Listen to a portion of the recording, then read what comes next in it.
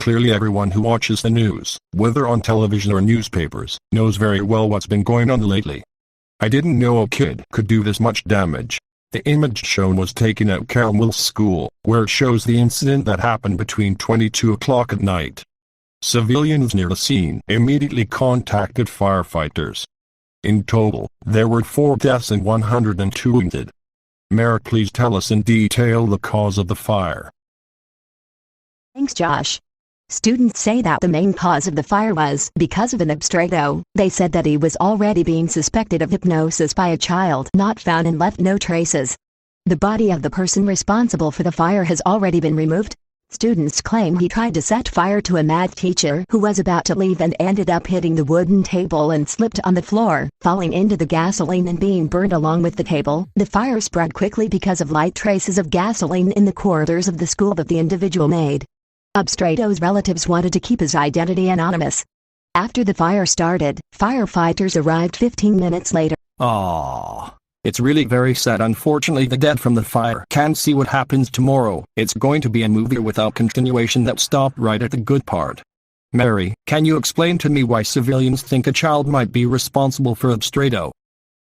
Although I didn't get any records or footprints of the child responsible for abstrato, I went to check if there were civilians near the fire who had any clues or what the child or thing responsible was. I interviewed 4 civilians who overheard the surviving students talking about the abstrato whispering something about a child and candies, but unfortunately we have no clue where the child went. Oh, okay. I very much hope that those injured in the fire are okay, at least still alive. I wonder why the abstratus are so sensitive about children these days. Well, you must be thinking, does one become an abstrato? What are they? So let's start with the beginning. Everything starts with a simple ordinary birth, has its first days, learns to crawl, little by little to speak, to think. After reaching childhood, out of 10 children, 4 are taken away. The 10 human children grow up while remaining human. The 4 children who were taken talk to their guardian and return to the house. Children start to focus on television, clap their hands, laugh at cartoons. Although this seems to be normal, it can end up becoming a dangerous addiction. It's normal to have teenagers trapped in computer screens, or even children who become dependent on television and other electronic devices. However, the 4 children never get tired. They don't eat, they don't go to the bathroom, they don't shower. The parents show a lot of concern. They do their best to separate the children from the TV for a while. However, the child gets angry and confronts their parents. In these moments, never raise your voice too much and confront the child back. Stay calm and raise your voice just a little, trying to keep the child calm. Don't make the child feel stress. He will want to watch more TV because of it. Returning to the explanation, if parents leave the television or ignore their children, little by little the child will start to develop paranoia, starting to talk to the TV. After 4 days or 1 week, you will notice that the child will be paler and thinner. The child will start to be arrogant, stressed, nervous away from televisions. The only way to open a smile in the child's face would be to leave them close to electronic devices, leaving them free to talk. The paranoia of these children is obvious from the moment they start to talk in coherent conversations with televisions in pure static or turned off. After reaching this stage, it is something to worry about and it is indicated to take the child to therapy, or it is already too late. Differences between an abstrato and a human. Leave this one to me, Josh. Huh? Thank you, Mary. Abstrato have eyes without pupils and irises, having one completely white eye. Although they have completely white eyes, they have advanced and improved eyesight than humans. Some people say this would be impossible. I don't quite agree.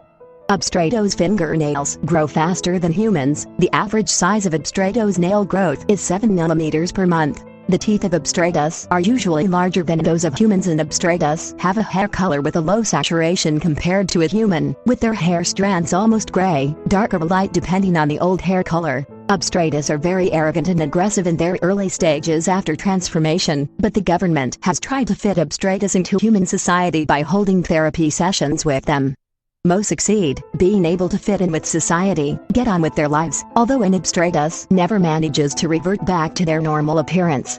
It's common for you to find an abstrato in workplaces, talking, looking for information and even working on the spot, like normal people. Abstratus people prefer neutral colors in their clothes. It is common to see that most abstratus wear gray or black formal clothes. It is not known if it is for their fashion or for taste, because they feel more comfortable. Abstratus people like to wear sunglasses, hats, suits, probably because of their style and fashion. They love sugar a lot, so it's common to find one holding a small bag with only sweets. They eat a lot of sweets, a lot, especially in stressful situations. The abstratus can eat a lot of sweets, but they never get diseases from the food and also keep the physique strong and tall.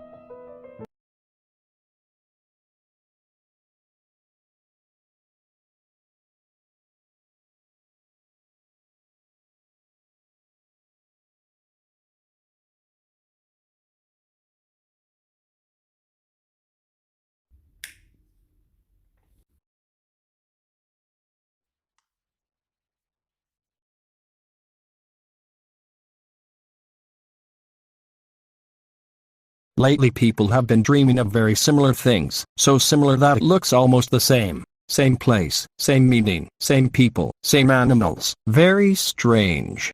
People describe their dreams to relatives, friends, psychologists. Laura, can you tell us more about this madness that has been happening? Of course. 2 weeks ago, a person talked about his dream with his psychologist.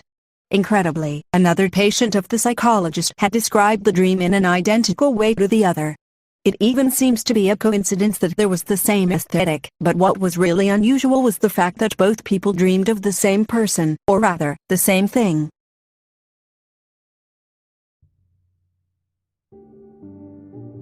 I was in my room, had woken up inside my own dream. I had heard a voice so sweet, soft and low.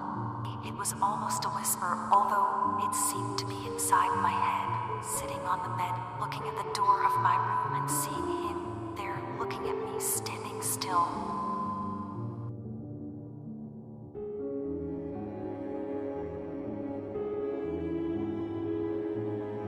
Ah!